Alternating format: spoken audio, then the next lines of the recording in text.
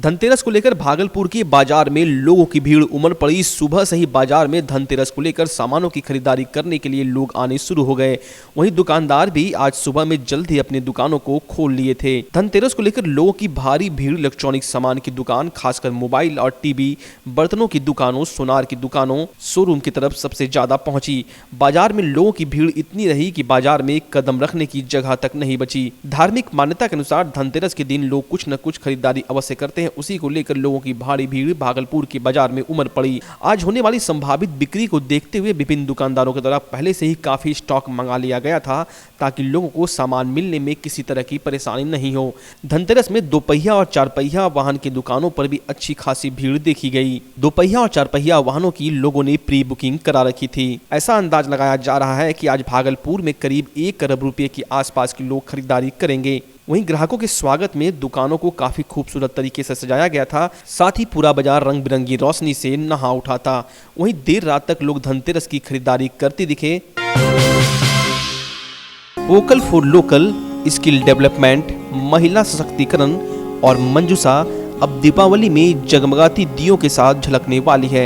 अंग जनपद की लोक कला मंजूषा की पहचान बढ़ाने के लिए मंजूषा कलाकारों की क्लस्टर बनाकर एक नई पहल की शुरुआत की गई है। मिथिला पेंटिंग की अंतर्राष्ट्रीय पहचान की राह पर मंजूषा की पहलकदमी शुरू होती दिख रही है। खास बात यह है कि महिलाओं के अंदर मंजूषा कला के प्रति उत्साह बढ़ाते हुए उन्हें ही प्रशिक्षित किया जा रहा है। क्लस्टर का संचालन करने वाले कौशल और पवन सागर बताते हैं कि माटी जैसी निर्गुण और निरस्ता के बीच रंग भरना और उसके जीवन यापन का आधार तैयार करना लॉकडाउन और बेरोजगारी के बीच लोकल फॉर वोकल को प्रमोट कर रहा है। ये जो अंग प्रदेश है सती बिहुला की धरती है। जिस तरह से बिहुला जो है अपने मृत पति को जीवित करके लाई और नारी सशक्तिकरण का जीता जागता सबूत है।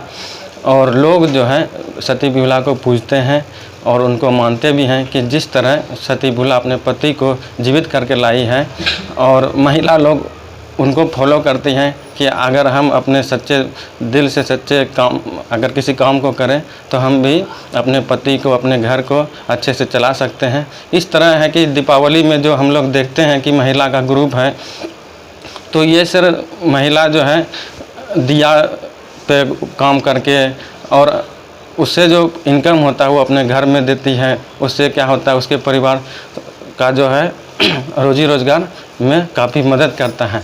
और यहाँ पे हम लोग देखते हैं कि सारा महिला लोग काम करती हैं, उनको हम लोग निःशुल्क प्रशिक्षण देके उनको रोज़गार से जोड़ते हैं, जिससे कि अधिक से अधिक वो अपने घर में हिस्सेदारी दे और उसका परिवार जो है सुखी हो, संपन्न हो। आप सभी लोग जानते हैं कि मधुबनी कला हमारे एक अंतर्राष्ट्रीय ख्याति प्राप्त है। तो हमने मंजूषा कला को भी ऐसे ही ख्याति प्राप्त हो, इसके लिए एक कदम उठाया है, जो कि हमारी कंपनी इन महिलाओं और बच्चियों को बिना किसी चार्ज के और बिना ही किसी राशि के हम लोग इनको फ्री ऑफ कॉस्ट मंजूषा कला सिखाते हैं। और फिर इन कला को हम इन्हीं के द्वारा, जैसे मिट्टी के दिए हैं इनके ऊपर हम उकेरने का काम करते हैं। तो हमारी सरकार से और हमारे लोगों से ये अपील है कि आप इनके बनाए हुए दिए को एक बार उपयोग करके देखें और इन कला से रूबरू हों। बात अगर मंजूषा कला को दीपावली के दियों पर उकेर कर बाजार में देना है, उसके लिए ऑनलाइन आपूर्ति की व्यवस्था भी है। पवन सागर कहते हैं कि मंजूषा गाथा में सती बिहुला की जीवटता से घर परिवार की खुशहाली आई थी। उसी तरह वर्तमान में मंजूषा से स्थानीय महिला और बेटियों को जोड़कर कल के भविष्य के लिए खुशहाली की लकीर खींची जा रही है। पापा बोले कि पहले छोड़ दो, मत करो, झूठ का कर रही है, ये सब करना मतलब जरूरी नहीं है, घर पे पढ़ो लिखो और उस पर ध्यान दो। तो हम बोले नहीं पापा, हमको करने दीजिए, हमको शौक भी था और हमको करना भी है। तो पापा बोले ठीक है, तुमको जो करना है करो। तो फिर हम पापा बोले कि जाओ जाके कर सकती है। फिर हम पापा को अपनी डिज़ाइन दिखाएं तो पापा बोले बहुत अच्छा कर रही है। और फिर कौशल भैया भी बोले कि हाँ अच्छा करती है। तो हमको लगा कि हाँ हम जो कर रहे हैं शायद वो अच्छा है, इसलिए सब हमको सपोर्ट कर दे कि हाँ करो। इसलिए हम यहाँ सीख रहे हैं और सीखने के साथ हम डिज़ाइन भी कर रहे हैं। यहाँ बहुत कुछ सीखने के लिए मिल रहा है। तो वहाँ भी हम बताएंगे कि हम मंजूषा सीखे, मेरे में आर्ट है और ये आर्ट को हम कभी भूल नहीं सकते हैं। तो वहाँ भी जाके सिखाना है कि देखिए हम ये सब करते हैं, हमको सपोर्ट कीजिए, हमको आगे बढ़ना है इसके लिए। विधानसभा चुनाव, मतदान और मतगणना समाप्त होने के बाद अब लोगों ने राहत की सांस ली है और दीपावली और महापर्व छठ की तैयारी में जुट गए हैं। इसको लेकर बाजारों में खासी भीड़ देखने को मिल रही है। लोग दीपावली की तैयारी को लेकर दुकान पहुंचकर जमकर खरीदारी कर रहे हैं। बाजारों में फैंसी लाइट, सजावटी सामानों का बाजार सज धज कर तैयार हो गया है। सभी अपने अपने घर द्वार की सफाई की तैयारी में जुट गए हैं। वहीं धनतेरस को लेकर बर्तन के सामान का बाजार भी लगा हुआ है। लोग चाइनीज और ब्रांडिंग सामान छोड़कर देसी मिट्टी के दिए और मोमबत्ती आदि की भी खरीदारी कर रहे हैं। आपके भागलपुर में पूरी भव्यता के साथ महिलाओं के लिए पहली बार भव्य रेंज और ब्रांडेड आइटम का संसार भाव्या।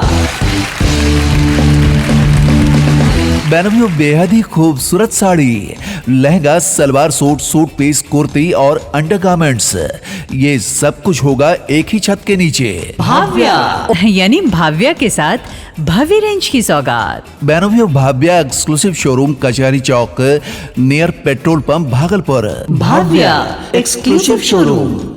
मोटरसाइकिल खरीदने वाले लोगों के लिए आ गया बम्पर ऑफर। बाबा मनोकामना ऑटोमोबाइल बजाज शोरूम, शेरमारी बाजार, पीरपैंती में बजाज कंपनी की कोई भी गाड़ी खरीदने पर हेलमेट फ्री, साथ ही पल्सर 125 सीसी और प्लेटिना पर 3000 रुपए की भारी छूट। प्लेटिना एच गियर खरीदने पर 2800 रुपए तक की भारी छूट।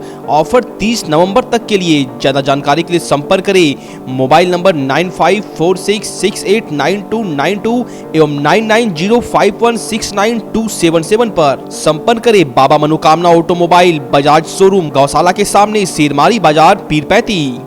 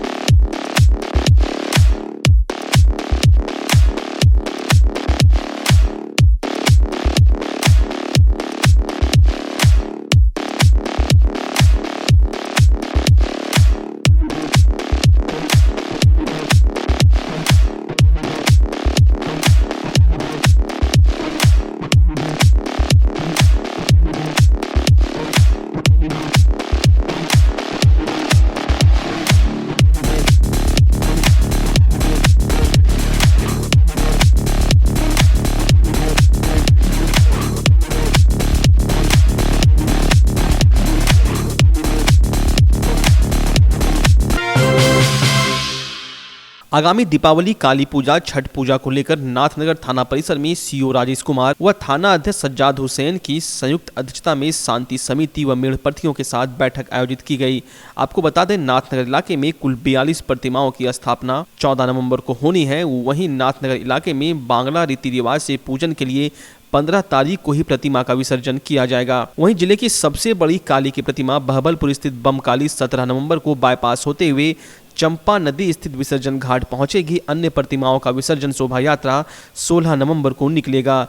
सभी प्रतिमाओं के विसर्जन जुलूस में सोशल डिस्टेंसिंग का ध्यान रखना होगा। कोई भी प्रतिमा एक जगह नहीं रुकेगी, चलायमान रहेगी। वहीं डीजे बजाने पर पूर्णतः प्रतिबंध रहेगा। मौके पर ललमटिया ओपी प्रभारी ओम प्रकाश, मधुसूदनपुर ओपी प्रभारी मिथिलेश कुमार, नाथनगर सार्वजनिक पूजा समिति अध्यक्ष पप्पू यादव, भवेश यादव, अशोक राय, देवाशीष बनर्जी, मोहम्मद अय्याज, राजेश मलाकार, अजीत कुमार उर्फ अप्पू शाह, मोहम्मद निजाहत अंसारी समेत कई मिढ़पति व शांति समिति के सदस्य मौजूद थे।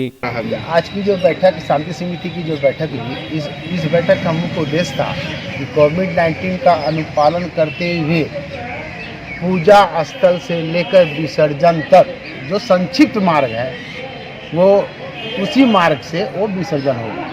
किसी प्रकार की जुलूस नहीं निकलेगी, कोई डीजे नहीं बजेगा और ना कोई भीड़ उसको साथ में रहेगा, यानी जुलूस साथ में नहीं रहेगा। मतलब तमाम नाथनगर के मेड़पति एवं मुहर्रम कमेटी जो हम दोनों सभी पर भी कोरोना लेके जो हमारा चंपा नदी घाट में विसर्जन होना है 15-16 को विसर्जन होगा और मूर्ति जो हमारा जितना मूर्ति है वो चलते रहेंगे।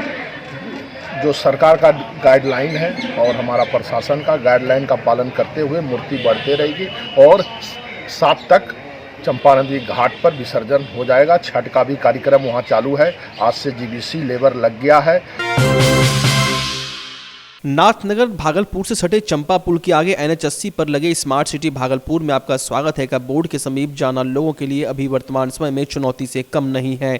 सैकड़ों टन कूड़ों के ढेर में पिछले 5 दिनों से आग लगी हुई है। आग लगने से पूरे इलाके में काला धुआं उठ रहा है। बजबजाते सड़े कूड़े की बदबू व सड़ान से लोगों का जीना दुर्लभ हो गया है। बाईपास से सटे दुकानदारों की माने तो पिछले 5 दिनों से उनकी दुकानों पर ना कोई खाना खाने आया है।